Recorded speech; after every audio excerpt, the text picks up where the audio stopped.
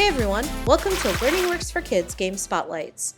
This is a series where we walk through your favorite games and talk about how playing them can help you get better at real-world skills. If you want to know more about how to take your gameplay to the next level, visit www.lw4k.com and learn more about how video games can be a part of a balanced play diet.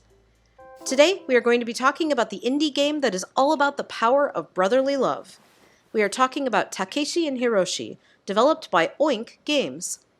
This game blends stop-motion puppetry seamlessly with a hand-drawn art style to create a game that almost feels like watching your favorite cartoon show. This game is all about two brothers, Takeshi and Hiroshi. Takeshi, a 14-year-old high school student, considers himself a game designer. He also takes care of his younger brother Hiroshi, who is often sick and wants nothing more than to play the games that his brother makes. When Takeshi boasts too much about the unfinished game to Hiroshi, he decides to jump into the game and play as the monsters, allowing his brother to play as if the game were completed. During this part of the game, you take over as Takeshi, choosing which monsters your brother will fight for 5 in-game rounds.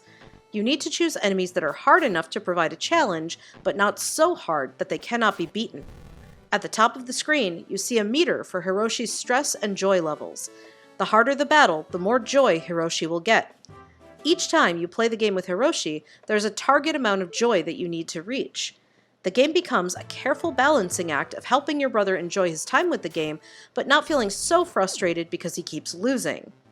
In between rounds of the game, you learn more about these two brothers and how important they are to each other. If you like unique games with a fun twist, definitely give Takeshi and Hiroshi a try. This game is a great way for players to practice their planning skills. In order to progress in the game, the player needs to get Hiroshi through 5 rounds of combat and hit his target amount of joy. If he is defeated or if he is too bored by the end of the rounds, you will need to start again. This is where planning comes in. The player needs to choose enemies for Hiroshi to face that won't overwhelm him, but will provide enough of a challenge. As the story progresses and Takeshi adds more elements to the game, this can get trickier to balance. But by reading what each enemy is capable of, the player should be able to plan how to space these enemies out so that they finish the 5th round successfully. This game is also a great way for players to practice their self-awareness.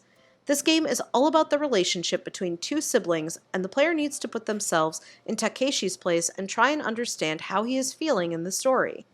Or, the player can put themselves in Hiroshi's place and try and imagine what it is like to be sick so often. By thinking about how the characters in the game feel, the player is practicing their empathy skills and also thinking deeply about why the characters act the way they do. What is your favorite monster to battle in Takeshi and Hiroshi? What other games about family do you like to play? Let us know your thoughts in the comments below.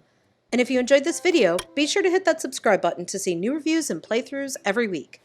Well, that's all the time we have for today, but be sure to join us for the next Game Spotlight at lw4k.com.